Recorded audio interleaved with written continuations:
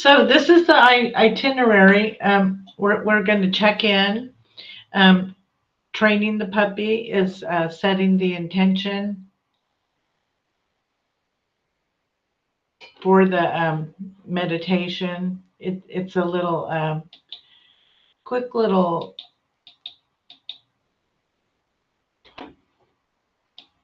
meditation that I'll do with you. Then I'll recite a poem. Um, I'll go over the story of the Upanishads. It's going to be a long day, and then I have a couple of handouts I'll go over with you. And then 11:20 to 11:35 is our mandatory break. Please stay signed in, and you can come and go. It'll be open. Then at 11:35, I'll do another meditation. So if during the meditations you can put on your video feed, it would be nice. I know some of you are working and you're at sites where you can't do it, but it's good to see everyone. Okay, with that, I'll start the meditation. So if everybody wants to relax and sit up in your chair, and you want to have your head high, like you have a stream from the top of your head, so the blood will flow and you can get yourself grounded. So just relax, and you may close down your eyes, and it's just take a breath in, let it out. As you breathe in, you want to get seated in your chair, grounded in your breath. Just take in the breath. Breathe in, out. As you let it come through you, can feel it go through your lungs, your stomach, on down. You'll feel your feet grounded in the chair as you take your seat between heaven and earth. Just relax and breathe in and notice the thoughts. The thoughts will come. You can't stop them. But as in training the puppy, you can look at the thoughts, see what they are, name them can be helpful. Judging, planning,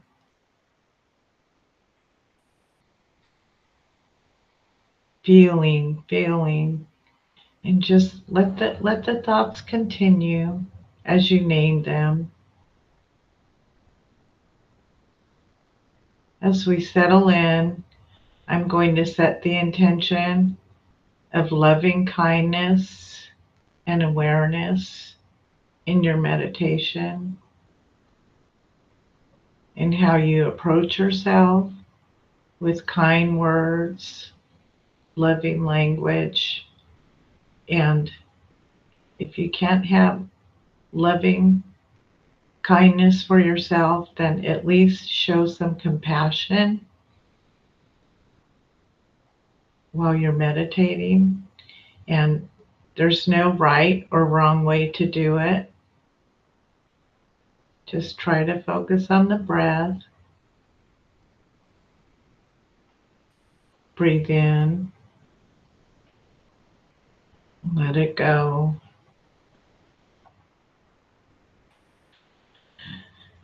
Take the breath in and let go of the energy that you're holding in that is not so good. As you're naming the thoughts, maybe you can look at which ones are serving you well and which ones you may want to let go. Just continue breathing.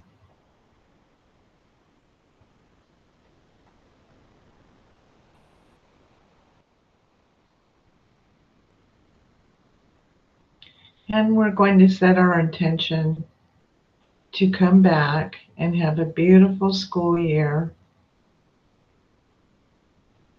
And as always, things will come up, but we can set the intention of having a better response, to respond rather than react. So respond to the day, respond to the questions.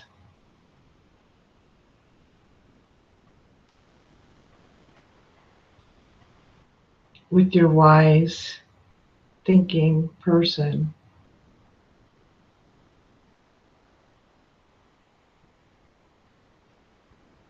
And throughout the day, you can stop and reset your intention at any time. If you're having a bad day, you can take your breath in, reset your intention, let an inner smile come to your face as you move the curve of your lips towards a smile, a little bit of a smile. You can see how that makes you feel better already. The warmth of an inner smile gives you more energy to feel relaxed and in your joyful, happy place.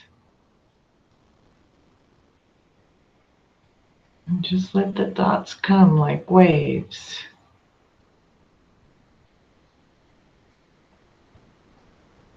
You're going to have some rough waves,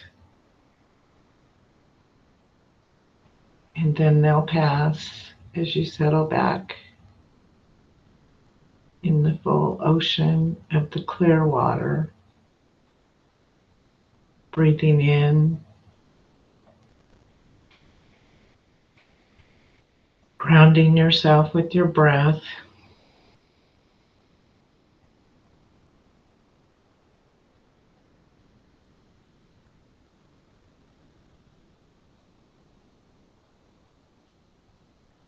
Breathe out.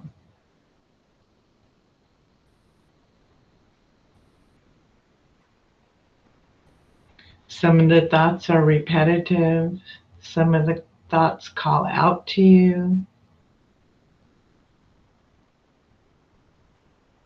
Some of the thoughts you might not want to deal with right now. If possible, just let them pass.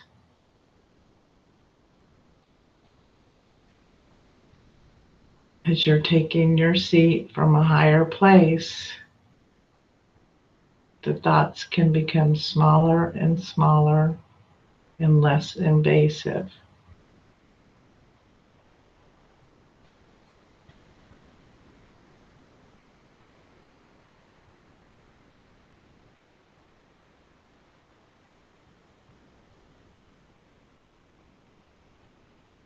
The object eventually to be able to see a pattern of your thinking in your thoughts and to reprogram your mind so that you can think better, healthier thoughts that will serve you well.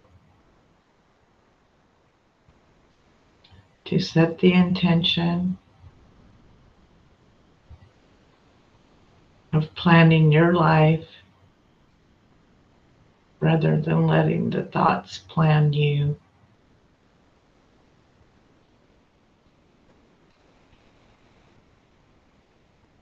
You don't want to be a hostage to the ego, the thoughts.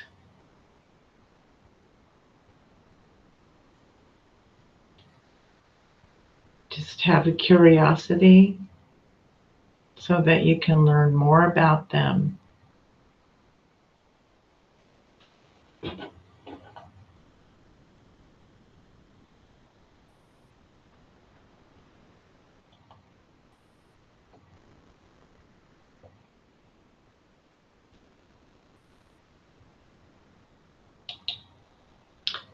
When you're ready, you can open your eyes, or you can stay down closed. I'm going to read a poem now. Let's see.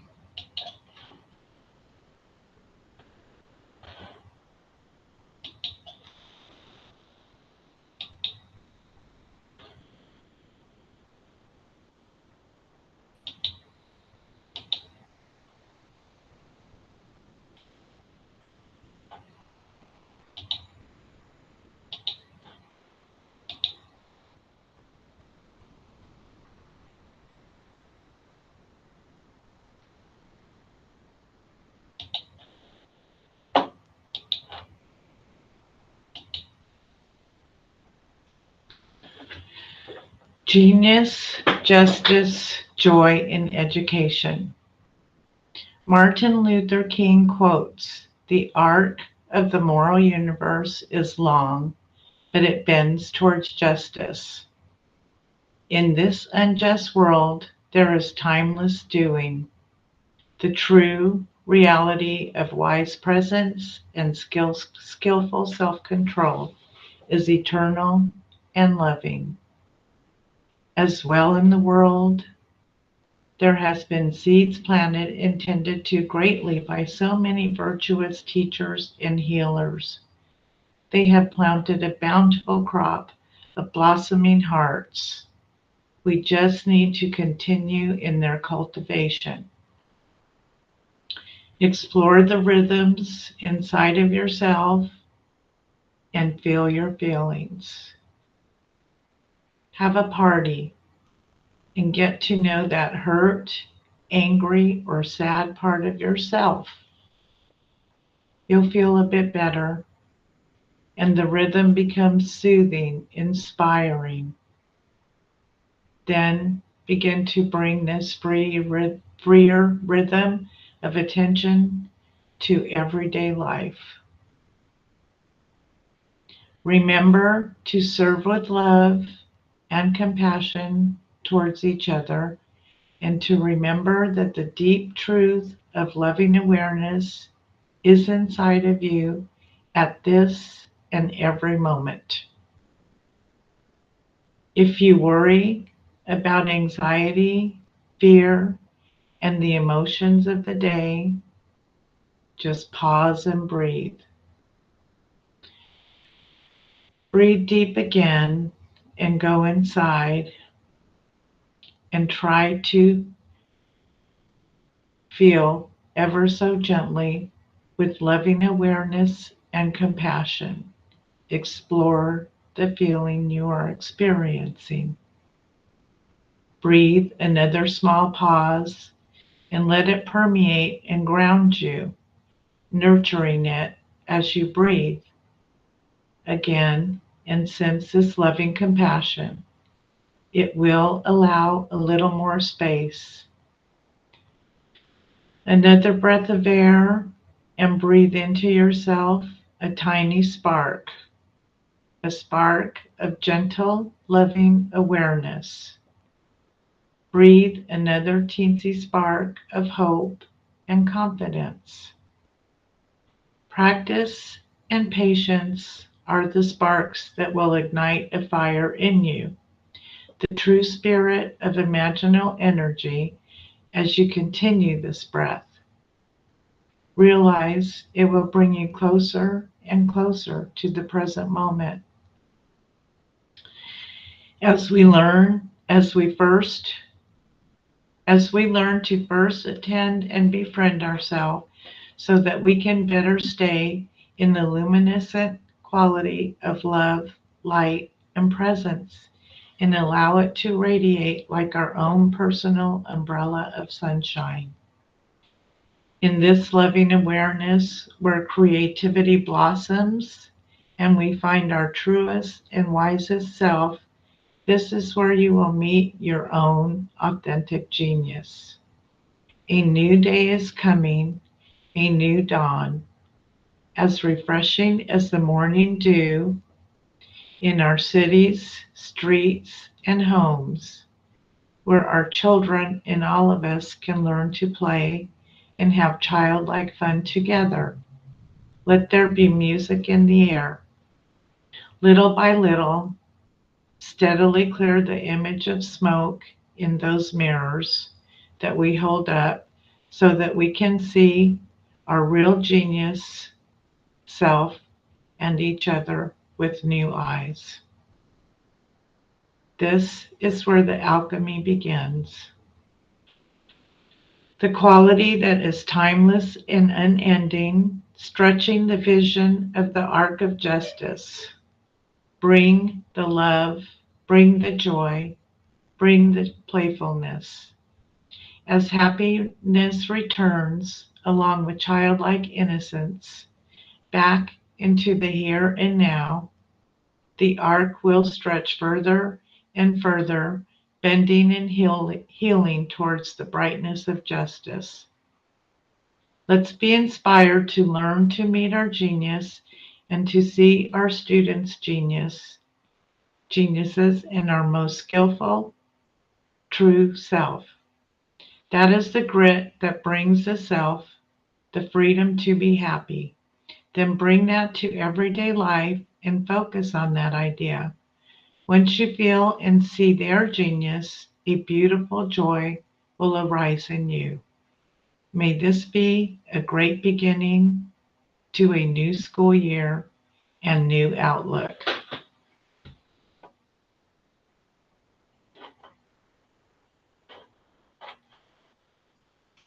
Thank you.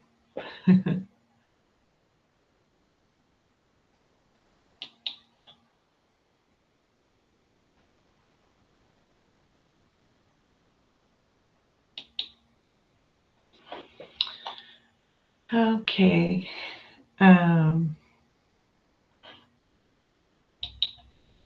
Next, I'm going to talk about the story of Nachiketa.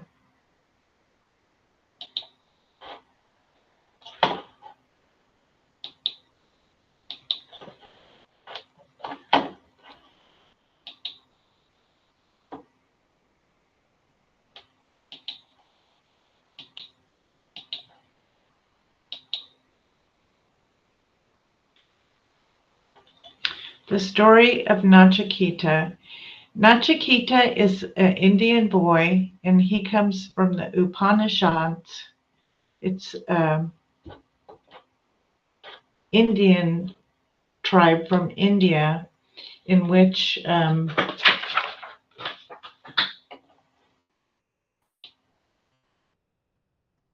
they give the teaching to their kids to try to explain to them about enlightenment. So I'll just give you a synopsis of how the story goes, and here's the handout if you want to look the story over later. But basically, Nachiketa is listening to his dad as he's giving the village cows, and he's saying he's very generous giving these cows away. But Nachiketa says, Dad, you're not being generous. You're just giving them sick and unhealthy cows. Where's the generosity in that? If you were going to be generous, you would be giving them your best cows, your best steeds. And he said, he angered his father, and his father was so mad, he said, I'm going to condemn you to Lord Yama, which is equivalent to telling him to go to hell. So he sends the boy to hell. He says, go to Lord Yama. So the boy says, okay. So he takes his adventure. He gathers his things, and he goes to visit Lord Yama. And when he gets there, Lord Yama's away. He said, I came to see Lord Yama. Well, he's out collecting rent, so you'll have to come back. But Nachiketa didn't come back. He stayed. he said, I'm going to stay and wait for Lord Yama. So he waited days. He went hungry, and he was sitting in the woods. And finally, 3 days later, in comes Lord Yama, and he says, "You're a patient young man. You're waiting to see me?" He said, "Yes, I've been waiting." And he said, "Well, since you've been so patient, I'm going to grant you 3 wishes." So Nachiketa said that he wishes, his first wish is to be able to forgive his dad, because Nachiketa comes from a wise place, and he knows that if he doesn't forgive his dad, that he will have the masking in the pain inside of him like poison. So he wanted to be able to let this go. So Nachiketa granted it to him. And then Lord Yama granted it to Nachiketa. And then he for his second wish, he said he wanted his spiritual fire to be stronger. In other words, he wanted a better purpose in life, to feel better about life and ready to go forward more. So Lord Yama granted it to him. And then the third wish was he wanted to have enlightenment. He wanted to have self-realization and be timeless and immortal. And Lord Yama said, "Well, I can't grant you this wish, but I can give you a mirror, and I can show you how to go in and find yourself." So the question is, you have to ask yourself, is who am I? So that's basically how the 3 wishes go. And I'm going to break down each wish. I'll start with forgiving. When he asked Lord Yama to forgive him, he was holding a lot of anger and blame and resentment. So he had to learn to let go of the mask. And in order to do that, Nachiketa had to forgive himself. It's he was in an egoic trance of feeling small and inefficient. But when he cared for himself more, and he began to realize that if he can forgive himself for how he treated his dad, that maybe things would be better. He can learn to release the armoring and become more evolved. So to get it's to get rid of our resentments, to transform into somebody else. And for that, it takes a lot of work. We have a hard time to do that by ourselves, but it almost takes an act of spirit or spiritual power to allow you to forgive, because it's a very difficult thing. And not everybody likes the word forgive. If you can't forgive, you can at least let it be, let it go for yourself. Don't keep churning the resentment in your head and holding on to it. Let go of your the bad things. You can become larger. You can become a better self by letting go of it. So you take the lens of love and you bring it on to yourself with loving kindness awareness. And as you love yourself and you forgive yourself for how you are being, like if you're having a bad relationship or you're angry, by letting go of it, you don't come back with the second arrow to hurt yourself again because of the thoughts you're having about what you did in the first place. And that's where we get hung up. We get our foot in the trap. So it's like when you come up to an animal and they have their foot in the trap. You go to pet the animal and they growl at you, and then once you realize their foot's in a trap, you look at them differently. You go, oh, your foot's in a trap. You're still not gonna let your boundaries down and go pet the animal, but you're gonna realize and have a different perspective because their foot's in a trap. You can at least say, oh well, I'll leave it alone. And maybe that's what you need to do with forgiveness is, oh, well, maybe I'll just leave it alone. Some of the vets that have fought in some wars in the past, they come back with stories. And one vet, he was captured and put in prison, and he ran into one of the veterans that he was in prison with. He said, oh, have you ever forgiven the captors? And he said, no, I haven't. And he said, oh, you're still in prison then.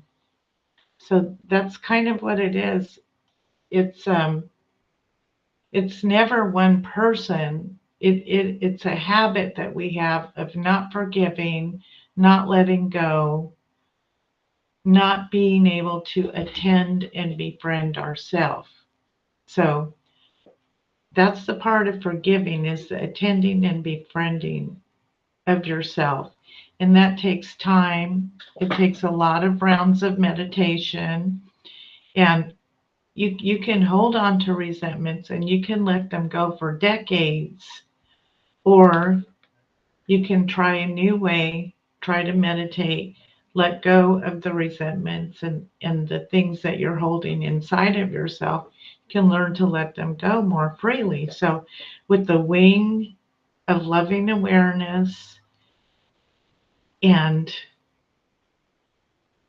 the awareness of noticing your thoughts, noticing what you're doing, that comes awareness. But the other wing is the loving kindness that comes with it. You have to do it with loving kindness so that it's both wings are able to fly, and you're able to fly is symbolic in that you are set free. Because once you come at yourself with loving kindness, then you can let yourself be free, forgive yourself, then you're able again to widen the scope of awareness and then let others off the hook as well. So it's basically let them off the hook. They mostly, if somebody's done wrong, they know that they've done wrong, and they've done wrong, but they don't always admit it, and there's not always words to approach it. Sometimes just let it go and start with a new attitude, and you can apologize in your own way. Write a letter and tear it up, or you can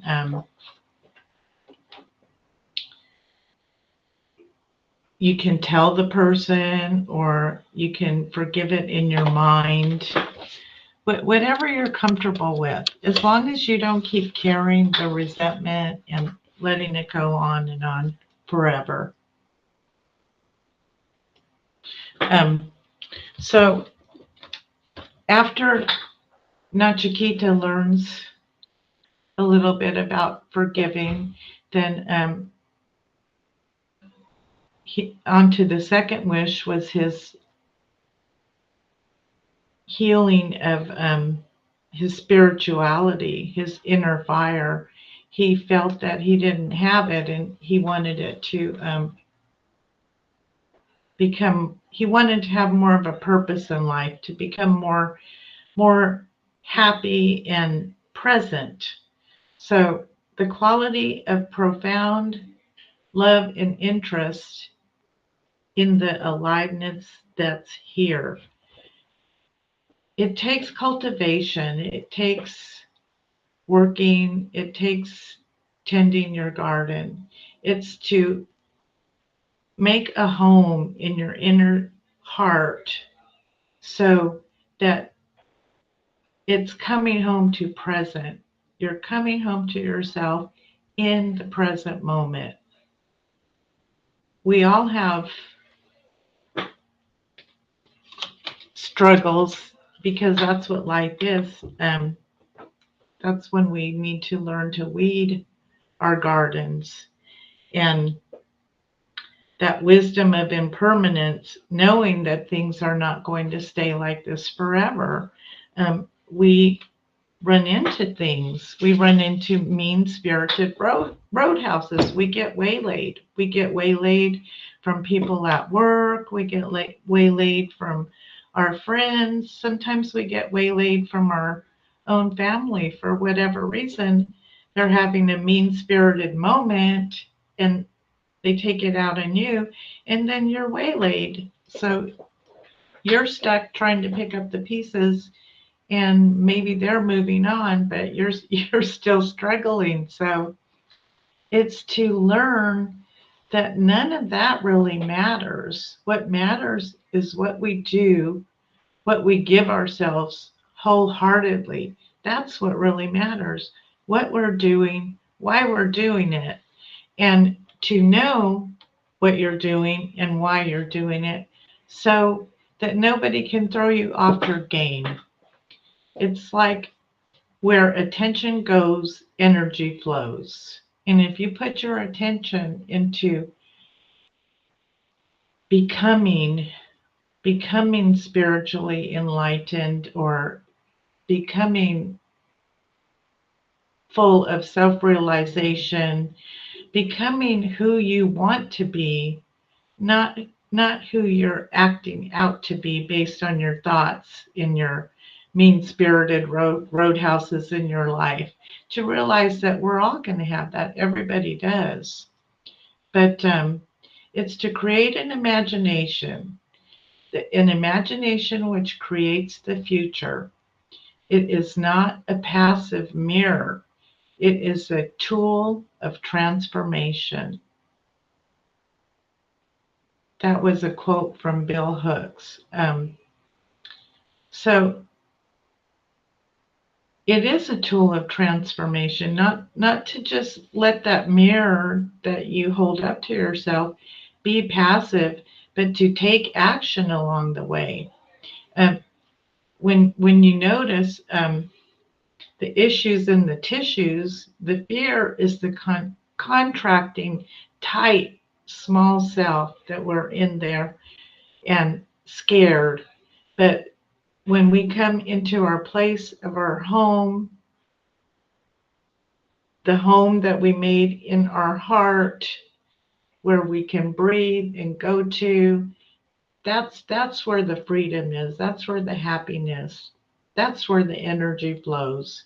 So it's letting go of that small self. And it could go on for decades, like I said. For me, it did. It went on quite some decades. They didn't have mindfulness, or they had it, but it wasn't mainstream like it is today. And I had a lot of struggles myself to get through. One of them being drugs and alcohol, and very hard line to toe. But overcoming it, overcoming struggles, really, you make a bless of your mess. Your blessings, your messes become blesses. So we don't want to let that fear, that small, tight self go on for decades, and we don't want to approach it quickly and harshly, because that's when you break down. That's when you get upset with yourself. You want to go slow with love, tenderness, and compassion. We just learn to inhabit ourselves again, to leave the fear conditioning behind, come back to who we are. There was a study done on rat pups, little baby rats. They would all play in their cage, and then one day the experimenter took a cat hair, one cat hair, and he put it in the rat pup cage, and the rats never played the same again. They sensed the rat hair, and then immediately the play stopped. So it's presenting that fear. Once you present that fear in there, the fear conditioning, it will stay, and it can stay forever. The rat pups never got back to fully participating in play the way they were before the cat hair was instilled in their environment. But they could let it go. They could go back to where they were okay. So what we want to do with our life is we want to get rid of the cat hairs and, the mean-spirited roadhouses, so that they're going to still be there, but we don't have to react the same way each and every time. If we don't take the time and create a loving presence for ourselves and come into our self-realization, then what's going to happen is we'll choose other avenues like eating or TV. Again, we'll get waylaid. So once you get to the roadhouse, how long are you going to be waylaid with it? How long are you going to let it sit there before you go back to being comfortable? So it's just a matter of practice, how much practice you want to put into it, and what you're willing to do about it. Are you going to continue to be waylaid, or are you going to make some choices and try practicing with yourself a little meditation? So with that spiritual of inner fire, I wake up every morning. I start a little bit early. I have my tea.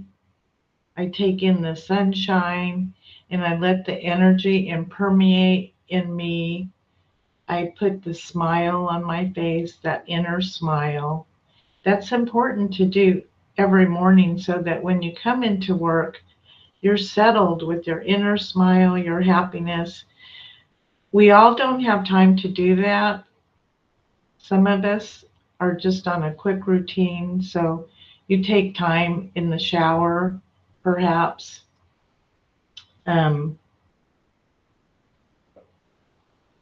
Put your smile on, put your meditation while you're in the shower, while you're having your tea or making your coffee, or even while you're driving to work. Set your intention, set yourself to have a better day, to have a better school year. So with that, we're going to talk about the self-realization. The self-realization, this is where Lord Yama couldn't give Nachiketa the gift. He said, I can only give you the mirror. He said, you'll have to go and find out yourself. You'll have to hold up the mirror, and you'll have to look genuinely at who am I? Who am I before the fear, before the anger, before the resentments? Who has been the one that was there the whole time?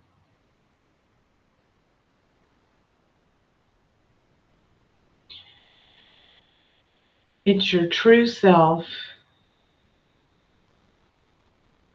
And if you look back on it,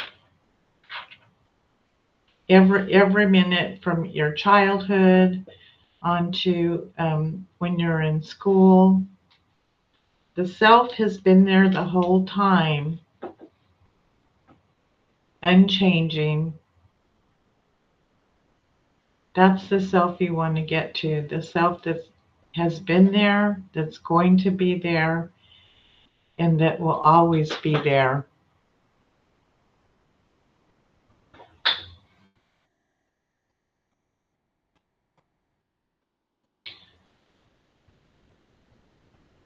But in getting to know the self, you want to get to know the self and like the self. You want to become your own best friend. And that is where the loving kindness and tenderness come in. Because if you don't like yourself, no one is going to do it for you. No one is going to like you if you can't learn to like yourself. And in the end, you're going to end up a very unhappy person. And it's just a matter of looking at your thoughts, watching your thought patterns, and changing them as you go along to thoughts that'll serve you well. So, for example, these fingers, these are the thoughts. They're happening up here. But if you pull the paper away and then you see the thought starts the fingers are moving because way down here are the nerves and the centers. And that's how it is with our thoughts. It's in our heart, in our bodies, that the thoughts grow. And then once we let them into our mind, that's what programs ourselves, and that's how we act in the day, write our own story. So, in other words, you're letting the thoughts happening because you're an emotional tizzy and you're just going around acting how you act. But if you really stop and give yourself the loving meditation, the loving kindness, come into yourself and realize you can plant the thoughts in your head. You can plant them like the seeds, and you can put loving thoughts, caring thoughts.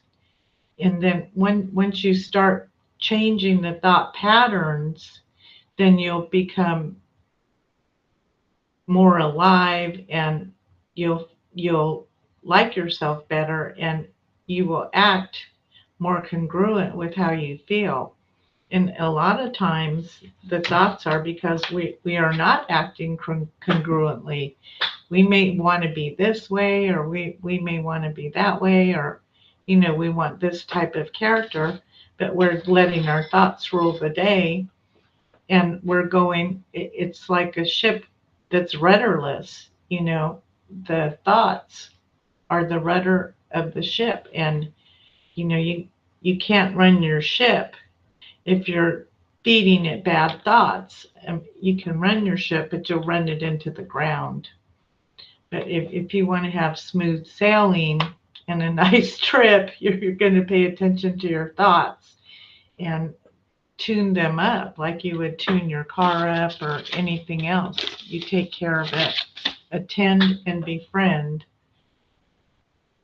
That's the biggest word I could say. Attend and befriend to yourself, and then the thoughts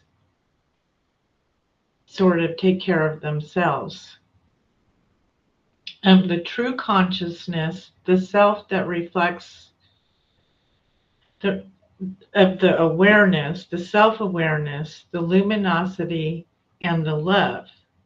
It's timeless. Not the doing, like I have to get this done, I have to get that done, but the timeless love and self-awareness where you're not in a hurry, you're just taking care of yourself. So it's sort of like they're different little parts of you. The parts are one, the body is another, the mind is another, and then how we react, our perspective. So you have to kind of take a look at all the little parts, the perspective being one of the most pervasive. If you take a bad perspective and say a negative perspective, and you take your negative bias all day long, well, you're not going to have nice thoughts and you're not going to have a nice time. So you would change it by maybe looking at having a better perspective, like waking up and putting that smile on, putting the smile, drinking the tea, and taking action, not just talking about it in your head. Oh, I need to do this, I need to do that, because it'll just continue. It's when you stop and you decide, I'm going to do something different, when something different is going to happen. So we tend to take it out on others, or look at others and filter or push other people away. It's always looking, what's better for me, what's better for me. Maybe to change that, turn it around, and reducing the valve so that we're not fixating so much on ourselves, that when we fixate so much on ourselves and we want to be a certain way, we sort of hold up a mask, or it's a way of being. It's a mask. It's a hiding of our front. It's a veil. But when you have your mask up, you look at other people, you are seeing their mask. But when you take the veil down, when you begin to see who you are, the wisdom of impermanence, looking at the mean-spirited roadhouses, when you start looking at that and breaking it down, that's when you can become a more self-regulated self. You can become more real, more authentic. You're not chasing your tail as much. So the habit is to live in a smaller world. When we look at others, we're preoccupied. We don't see them because we're just in that habit of being in that small world. 99% of us are unhappy. What we do for ourselves, we're unhappy about ourselves, but the reality of it, there's not really a self. We are all in this together. We are one. It's remember to serve everyone, love everyone, and remember God. If we can think of everyone being together as one and take care of them like you would take care of yourself with that loving kindness awareness, that's when the world gets better. That's when the arc of justice begins to move in the brighter direction. So with that, we're going to take a little journey, and just can close down your eyes again to imagine a photo album.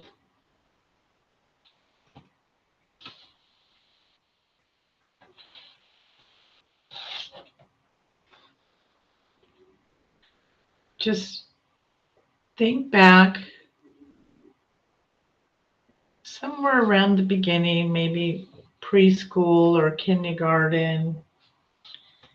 Just think back about what your life was, what you were doing. Look at the images.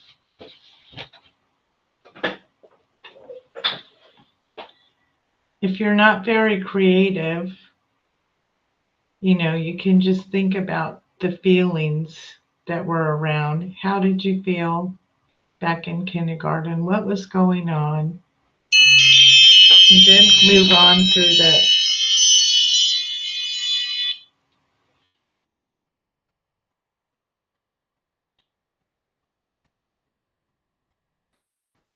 first grade, second grade.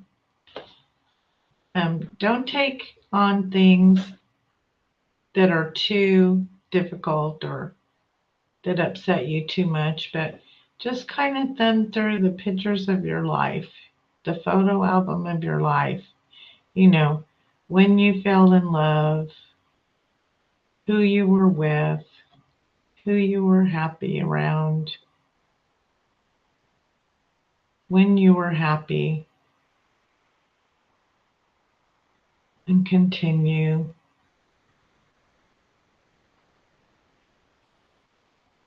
Something sad may have come up, you know, not to dwell on it, just let it pass.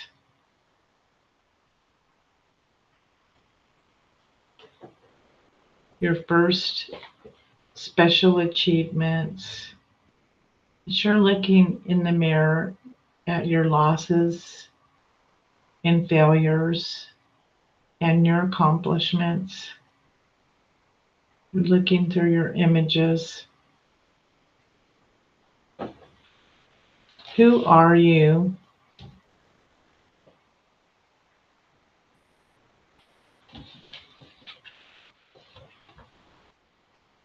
Who are you now? What has changed?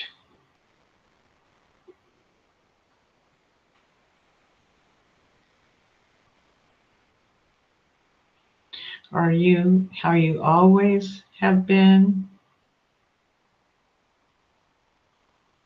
Are you somebody that you don't want to be? Who are you?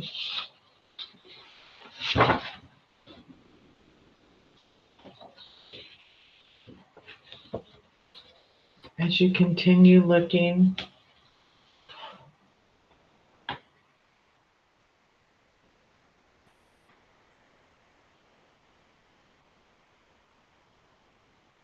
just let it pass.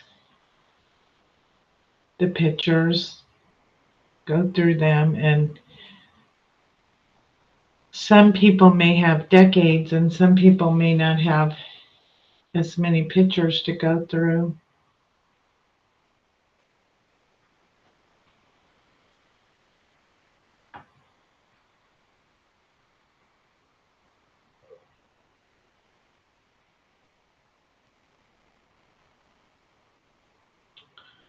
Just take this time to think about what you can do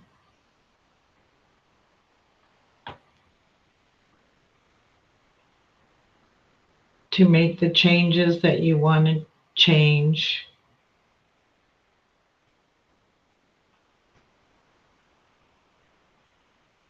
to become the timeless, immortal thought of the person looking, not the person doing.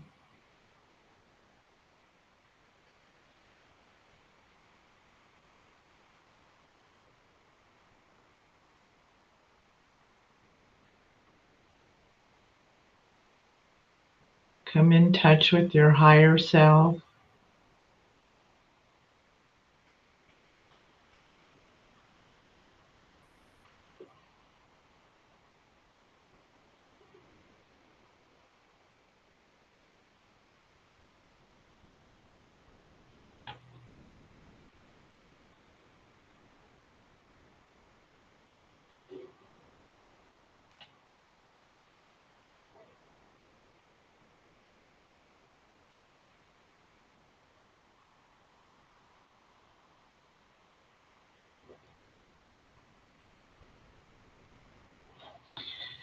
And then when you're ready, you can come back, open your eyes, or you can just keep them down if you wish.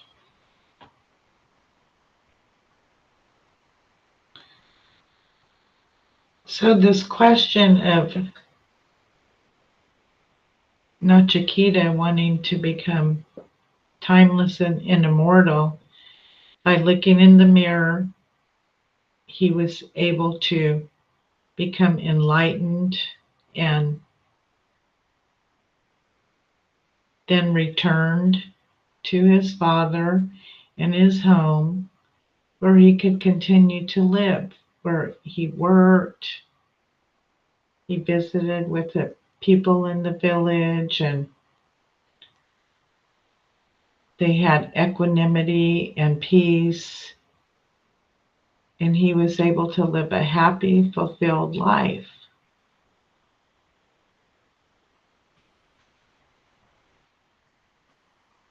But the idea that you can imagine impermanence and then bring it back to living here and now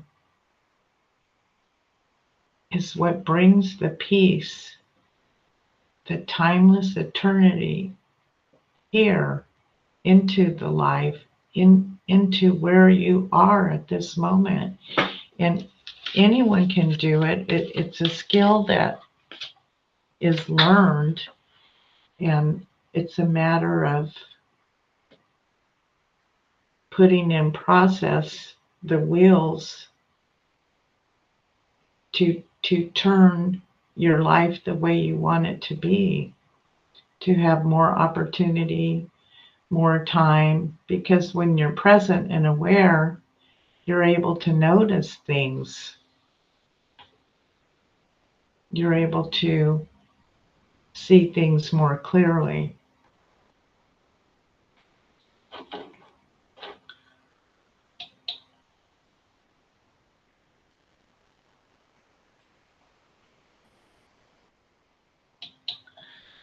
So with that, I'm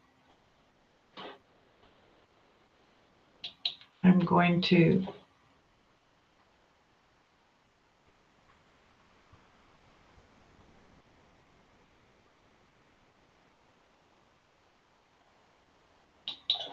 share something else. A poem by Rumi. It's not the full poem, but it's a portion of the poem. And I love Rumi. His writing is just so wonderful.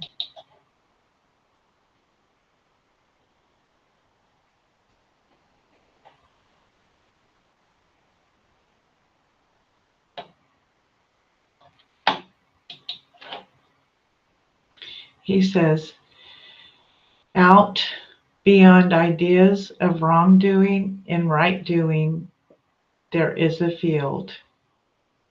I'll meet you there. When the soul lies down in that grass, the world is too full to talk about. Ideas, language, even the phrase each other doesn't make any sense.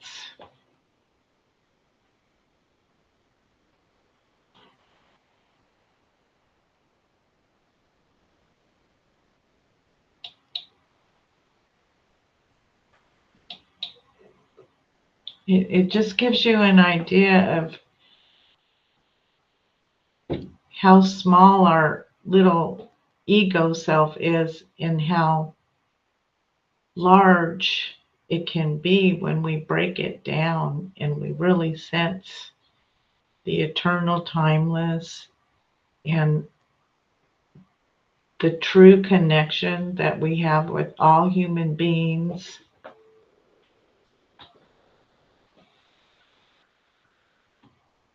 It's very empowering. So with that, I'm going to take any questions if anybody has questions.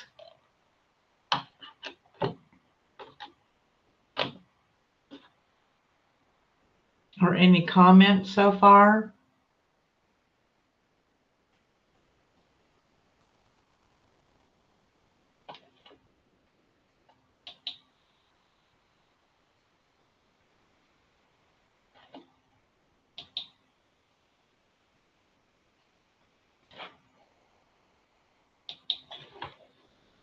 No? No questions?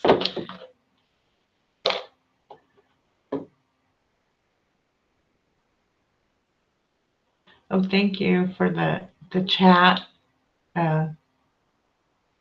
Thank you for the explanation of the 3 wishes. This is very relaxing time, someone wrote. So if we don't,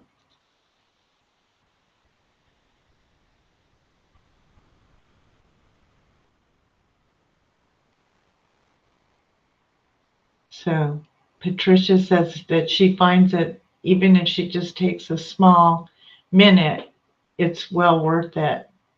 Yeah, my good friend Lenore, she says very good. So thank you. Thank you for appreciating my time. And yeah, you may not see the trap around someone's foot. And sometimes I don't see the trap that my own foot is in. And it takes a good friend or somebody. And that's why it's important to surround yourself with good, loyal friends, so that if your foot is in a trap, they can tell you. They can say, hey, this is going on. I'm just wondering about you. If people really care. So I have a question. What loving awareness means to you? So loving awareness is when I began meditating and coming deep in myself and making a home of light and love inside, and I can see my inner child there. Like, for example, the inner child, having tea with Mara is how we explain it. Your shadow side, the person, like you could say, I have my dad's looks, I have my dad's character, I have my dad's money, but I have my mom's contempt for my dad. So if you have contempt in your heart, and you have contempt in your heart for yourself, it's important to have that tea party with that part of yourself and get to love that part that you're having contempt with. That's the loving awareness that I have inside, the loving awareness where I go deep and I dig it up. And you don't want to dig it up too fast, but it's like every rose has a thorn. We all have a thorn, and it's going inside and finding that thorn and plucking it out. It's like pulling out a rotten tooth. Once you get it out, then it's okay. But that part of yourself, it could be anger, it could be fear, which can be enormous when you're in the process of having those emotions. That to root it out and sit with it and love it. And if you don't sit with it and get to love yourself and that part of yourself, then you're just going to keep going, and it's going to get harder and harder, because you're going to be, it's like when there's the body, mind, and spirit. So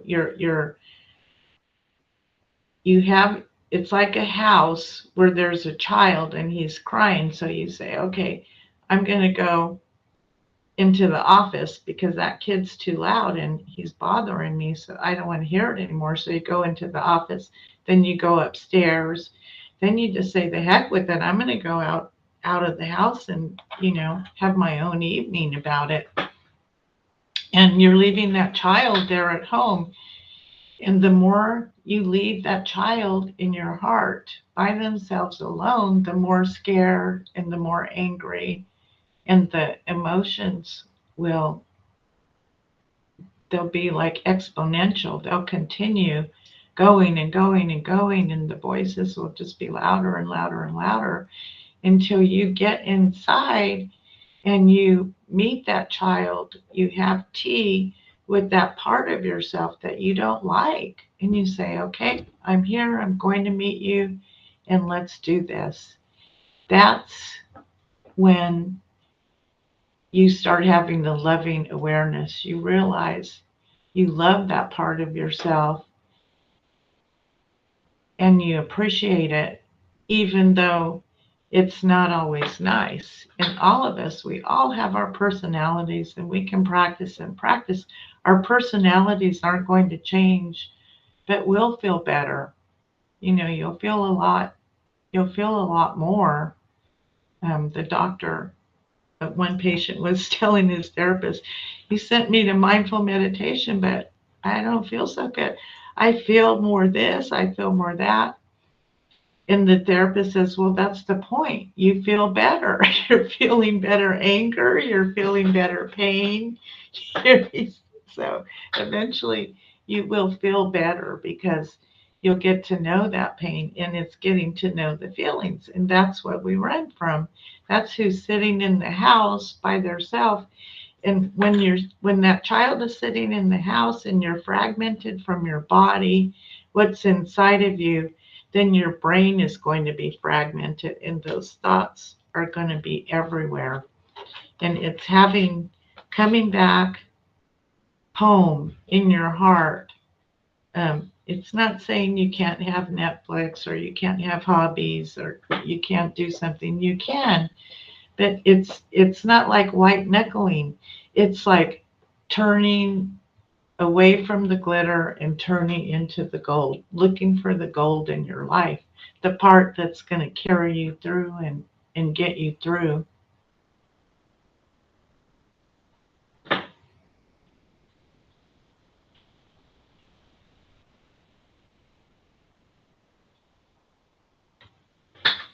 Now, I hear Karen, she's asking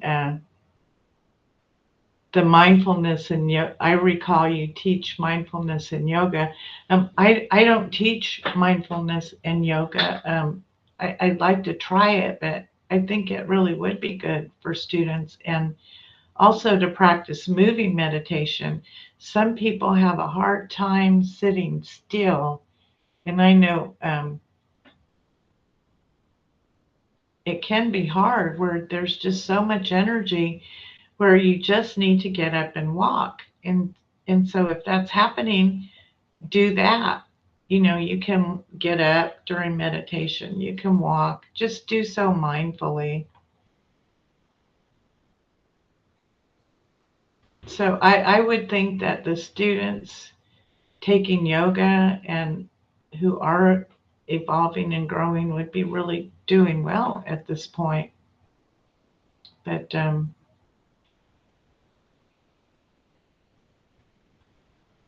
I just recently had a hip replacement, so I'm not big on I'm I'm able to do most everything, but I'm just probably not going to be a yoga teacher. I'm going to stick with mindful meditation. But it is really good for those people who have a lot of energy to get into yoga. And I hear many, many good things about it.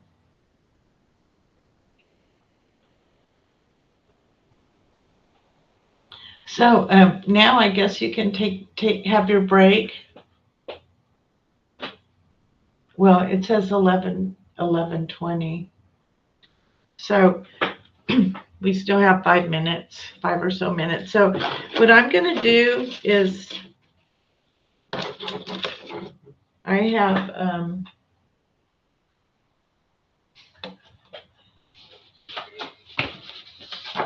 I have some names to draw for some books, but I want to make sure I have the right names.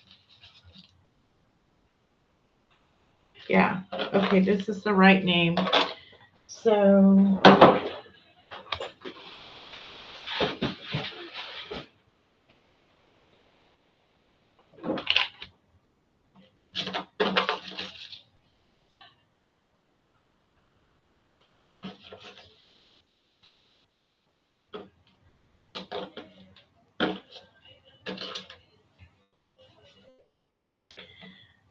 Okay, the power of now. The power of now in a journal. So I don't know if you could see it. Anyway, it's a drawing. So for anyone who would like that, the first goes to Lenore Chacon. Lenore, you got yourself a journal.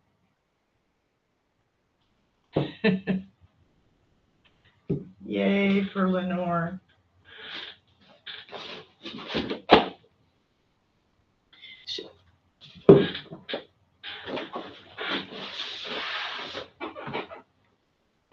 Thank you, Laura. You're welcome.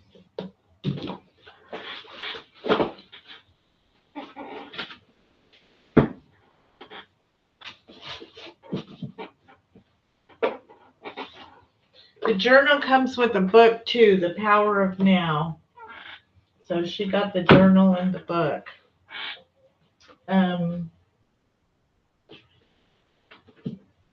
The next, A New Earth.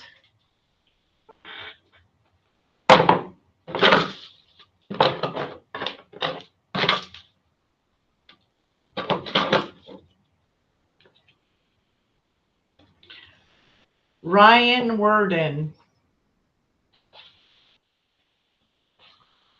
got the New Earth. Let me know if you don't want it, or you could just pass it on to the next person. These are from Eckhart Tolle himself. His foundation, he sends them to our district. Stillness Speaks.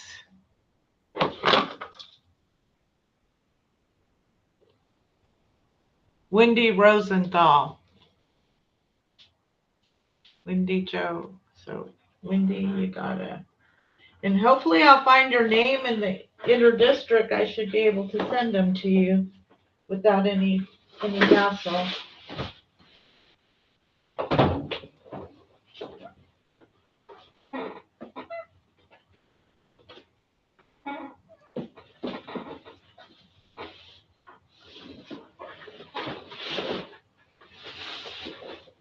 Okay, now I'll do another Power of Now and journal.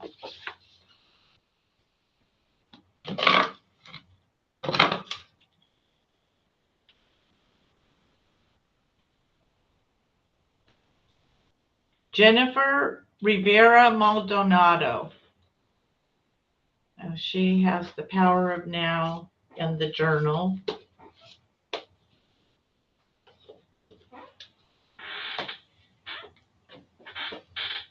And then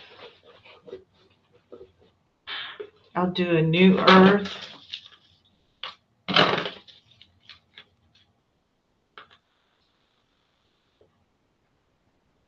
Karen Garcilaso, A New Earth.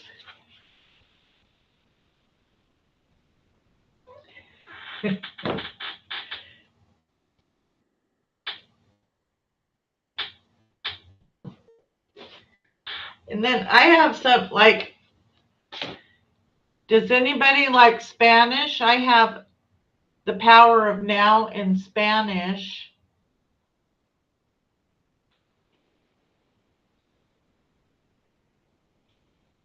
Jose Garcia.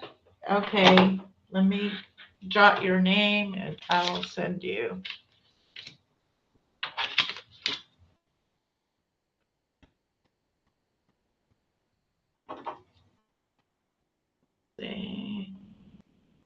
Garcia Puente. I also have a Spanish, A New Earth.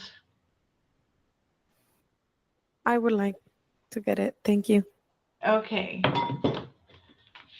That was kind of you. Thank you.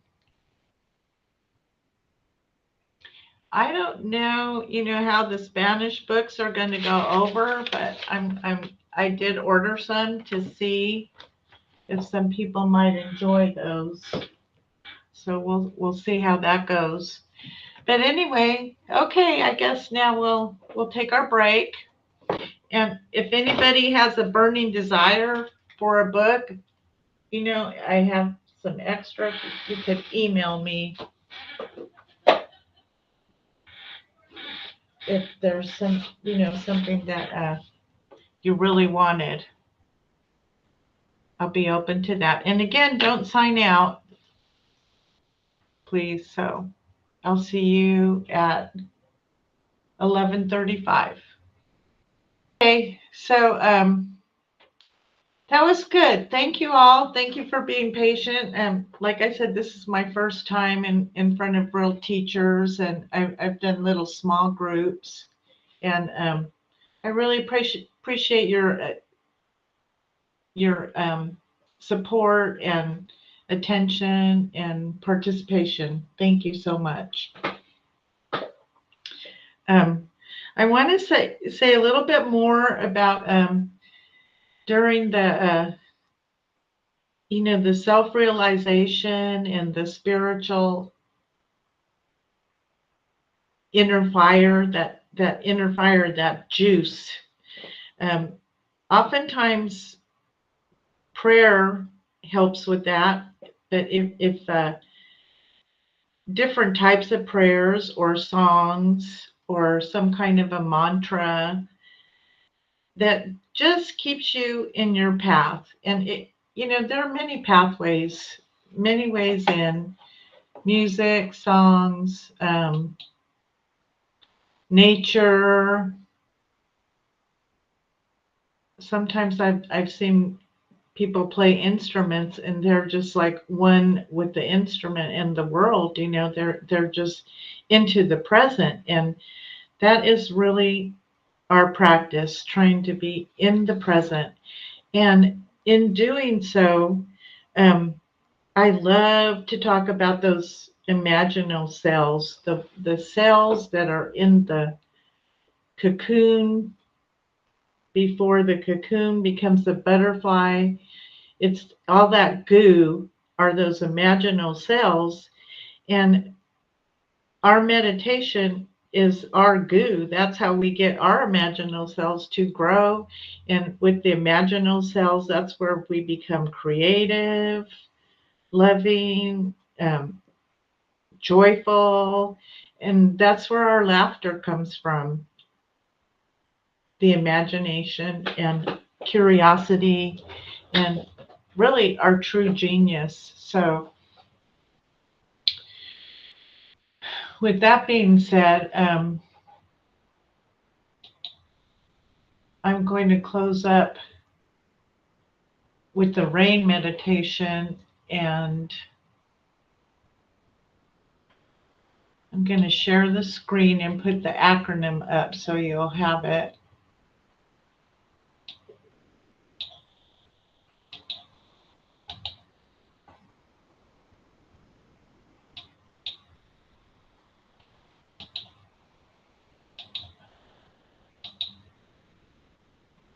You'll have it on the screen.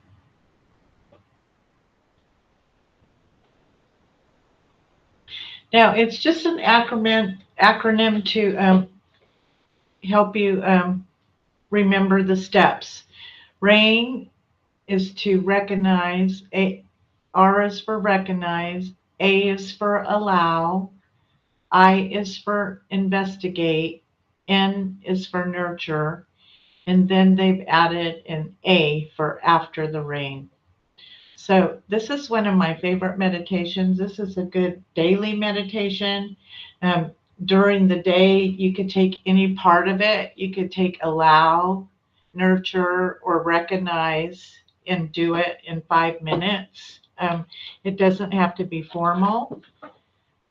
It can be something very informal. Even when you take a restroom break, just take that couple of minutes to breathe and, get in tune with your nurture or your joy, whatever it is that you need. It becomes a pocket of tools. So with that, I'm going to start the meditation. So just lay back and you can close down your eyes.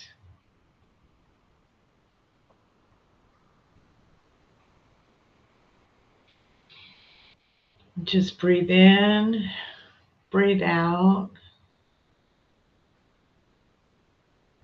Again, sit up straight so that the blood can flow from the top down to the bottom, to the floor, where you become grounded in with the earth and rooted in awareness. Just breathe in. And it's okay to move. Just do so mindfully. As you're settling in, just let the thoughts pass. And if you're a beginner, you may have lots of thoughts, lots of things happening.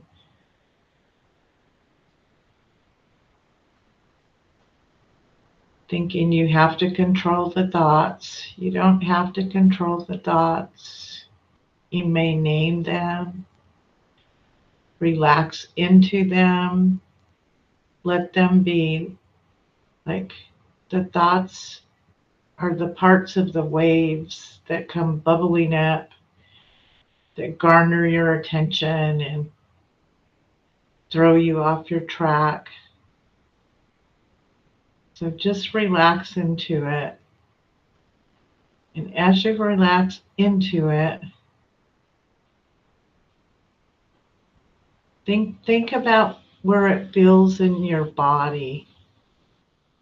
You feel something, and where might that be coming from? See if you can recognize something going on that's not quite comfortable. Don't take something too hard, but maybe you're not getting along with a colleague or a relationship the way you want it to go,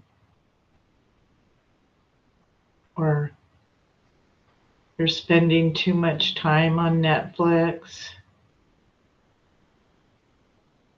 Whatever it is that you recognize, just allow it to be there.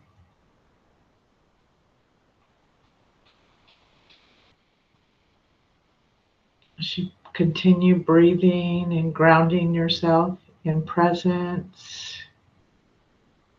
breathe in.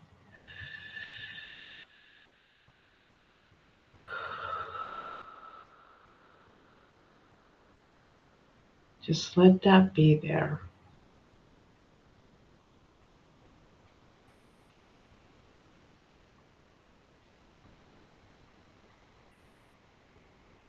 As you let it be there, you naturally come into the investigation phase, or you can investigate. Why did I come to feel that way?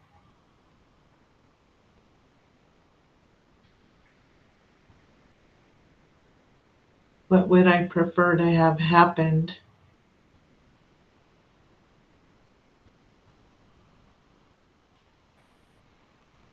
Can I see their perspective? Can I look at another story besides my own?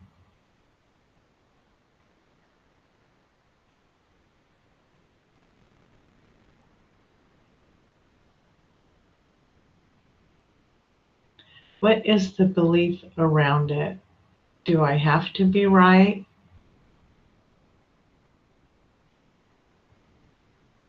Do they have to be wrong?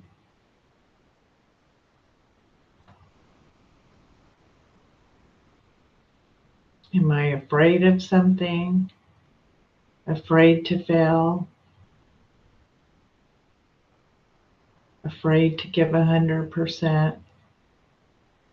What is the belief that's holding you back?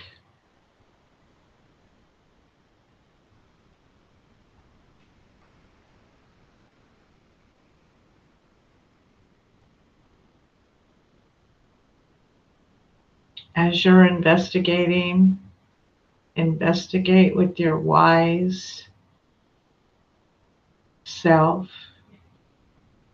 the one that's seated between heaven and earth, that's looking down and just observing. Who am I? What am I believing? Why am I believing it?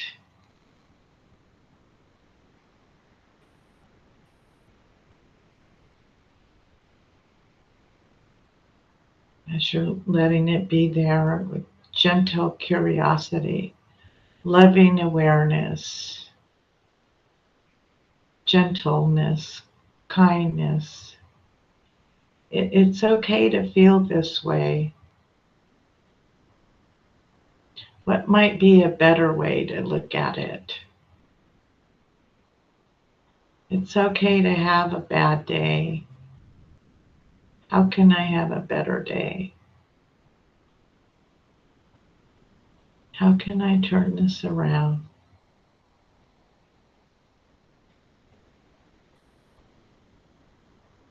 While you're investigating, you want to be sure to do so in a loving, kind, nurturing way. Here is your home, your light, your place of loving awareness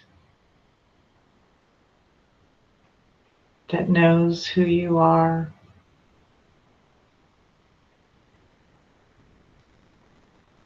that allows the light to come in, the light of awareness,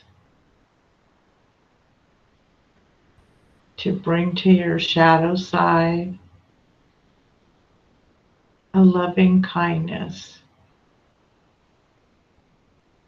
This is where you're the holder and the held. Attend and befriend and become your own best friend.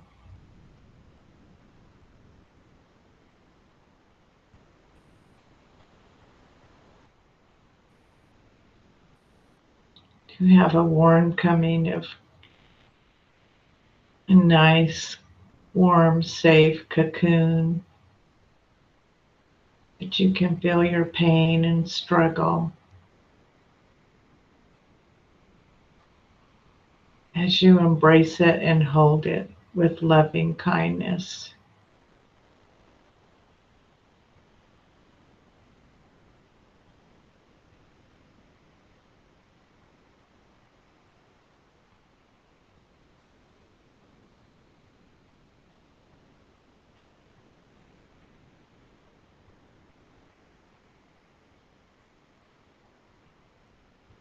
It could be that you need the help of a friend or a guide, somebody that might hold your hand, someone who may be here or who has passed. It could be Buddha, God, or Jesus.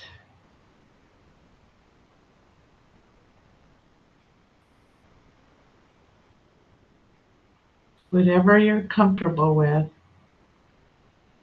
to help you in this nurturing way, to show yourself the love and compassion.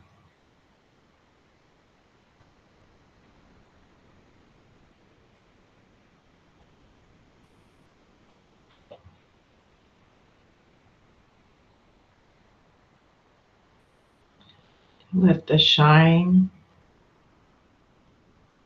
of light come into the cocoon and fill you with this presence, this luminosity.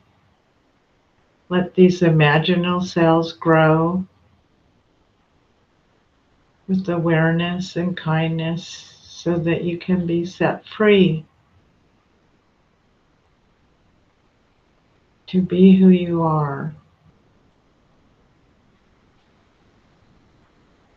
Be here and now.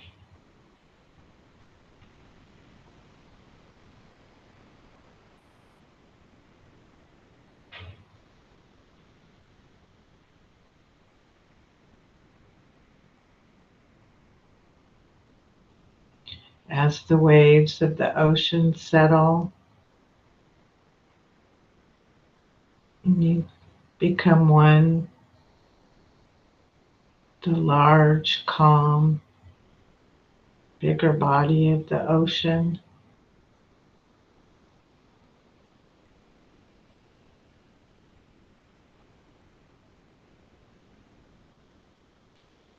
where you can instill your peace and equanimity,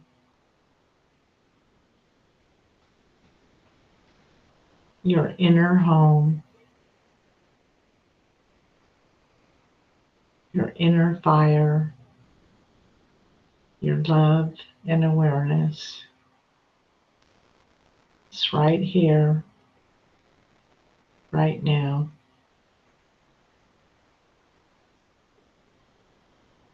In the timeless,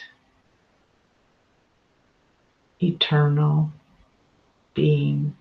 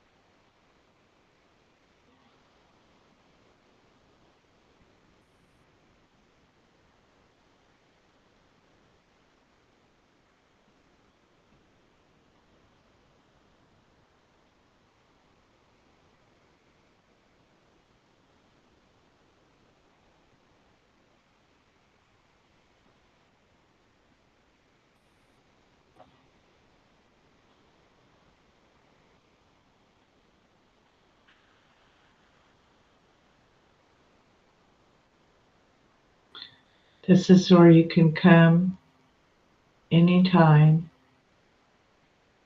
It's a breath away.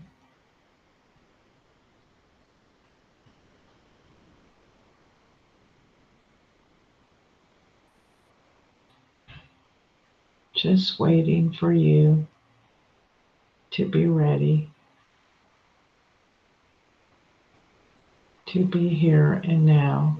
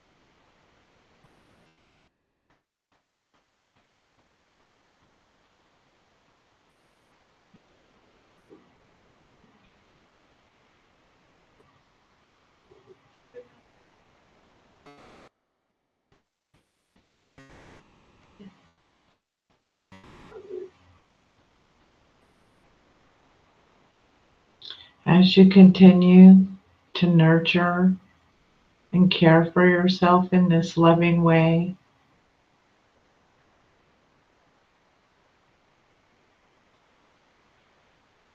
I'm going to move into after the rain,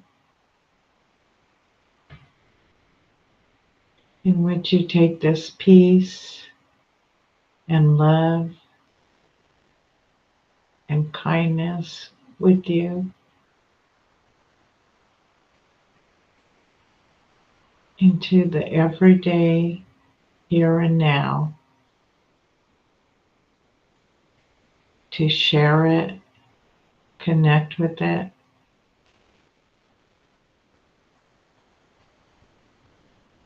And as a natural rain, recall how beautiful it is.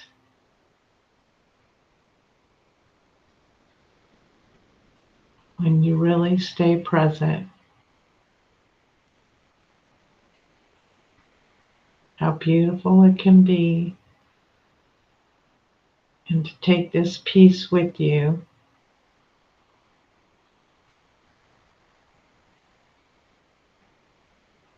And hold it inside, and remember it's just a breath away.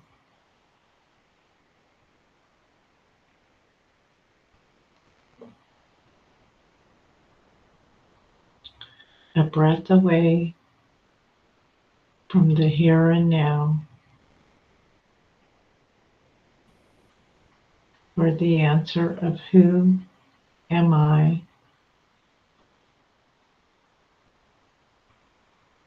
is most gently felt.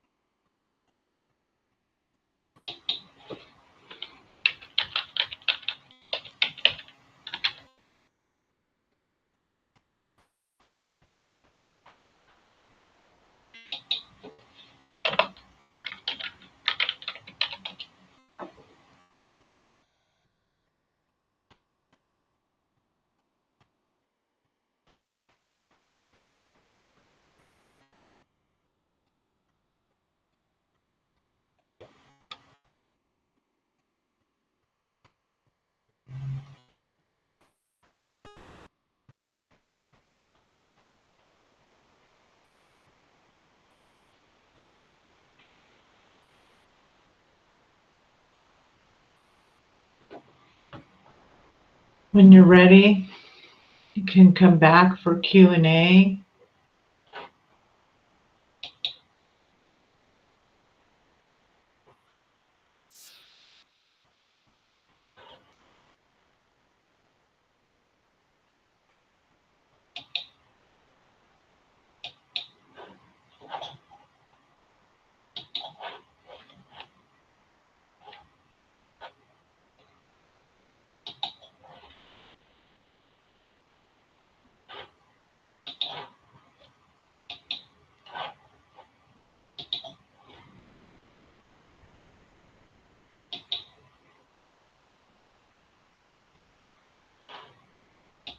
Okay. Any questions? I'm sorry about, I don't know if you guys heard that video, but maybe not.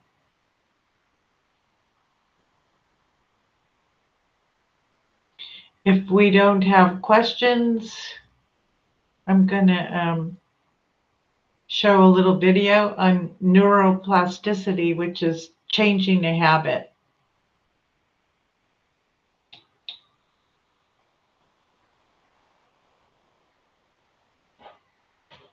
Okay.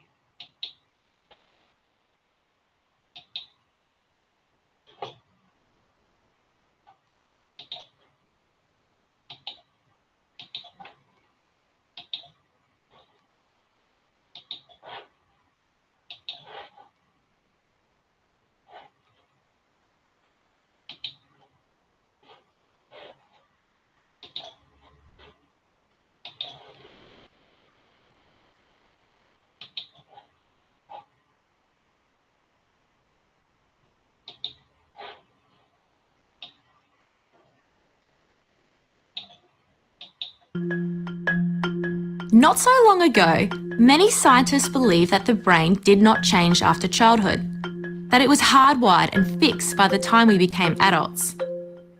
But recent advances in only the last decade now tell us that this is simply not true. The brain can and does change throughout our lives. It is adaptable, like plastic. Hence, neuroscientists call this neuroplasticity. How does neuroplasticity work? If you think of your brain as a dynamic, connected power grid, there are billions of pathways or roads lighting up every time you think, feel, or do something. Some of these roads are well-travelled. These are our habits, our established ways of thinking, feeling, and doing. Every time we think in a certain way, practice a particular task, or feel a specific emotion, we strengthen this road. It becomes easier for our brains to travel this pathway. Say we think about something differently, learn a new task, or choose a different emotion. We start carving out a new road. If we keep travelling that road, our brains begin to use this pathway more, and this new way of thinking, feeling, or doing becomes second nature. The old pathway gets used less and weakens. This process of rewiring your brain by forming new connections and weakening old ones is neuroplasticity in action. The good news is that we all have the ability to learn and change by rewiring our brains. If you have ever changed a bad habit or thought about something differently, you have carved a new pathway in your brain and experienced neuroplasticity firsthand. With repeated and directed attention towards your desired change, you can rewire your brain.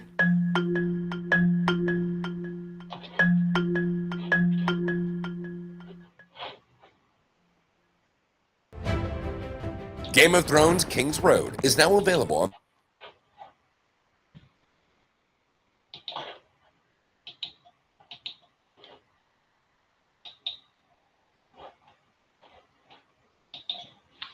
So that's a cute little video to remind us that we can do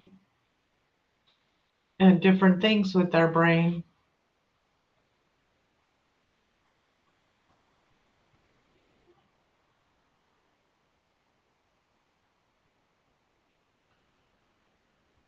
Now, somebody was asking if they have access to the handouts, and so did you all get a copy of the link to the Yeah, Laura, but you presentation? need to change the permissions on the links. Each document is set to do not share. I changed it to share, and I went in during the break and shared it. So I'll check it one more time. Has anybody tested it recently?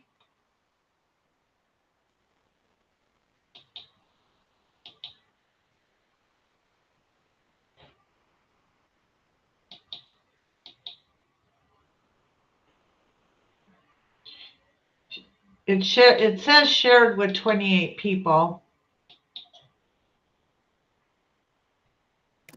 Each link that you put on the itinerary is another document that needs to be shared individually. Oh, okay. Okay. I see.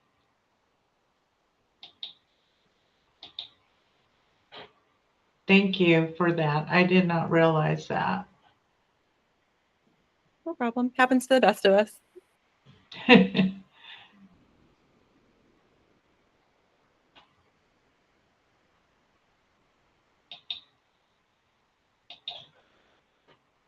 Okay, I'll go on and do that.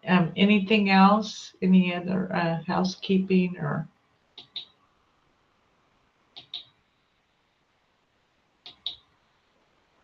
I'm just kind of curious, how much time do you spend or do you recommend meditating every day? I was listening to somebody and they said they meditate twice a day for anywhere between like 10 minutes to 30 minutes each session.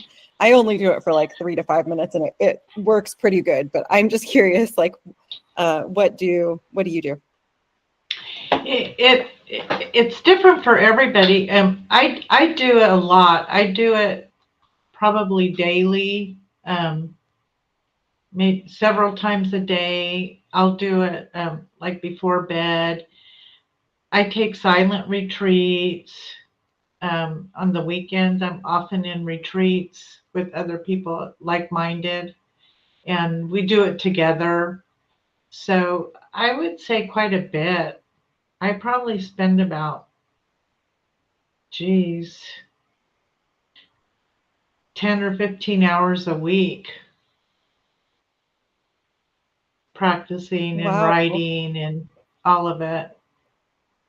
Are those retreats local or do you travel for those?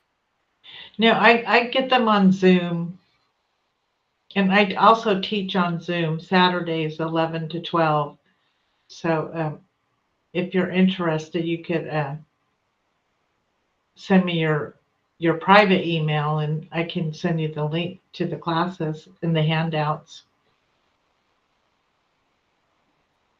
But Okay, I thank take you. them mostly on Zoom, and just little by little, it grew. It didn't start out this way, but it just grows on you. And you begin to like it. You begin to like the lifestyle. And then you just emulate your life in that way. I think especially when I made the decision to begin teaching it, where I took it more serious.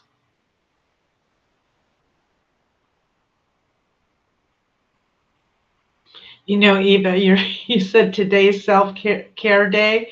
I also heard it was like International Tequila Day or something. I thought that's too funny. They have those two strapped together, huh?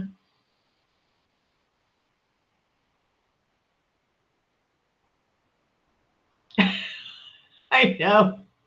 Crazy people.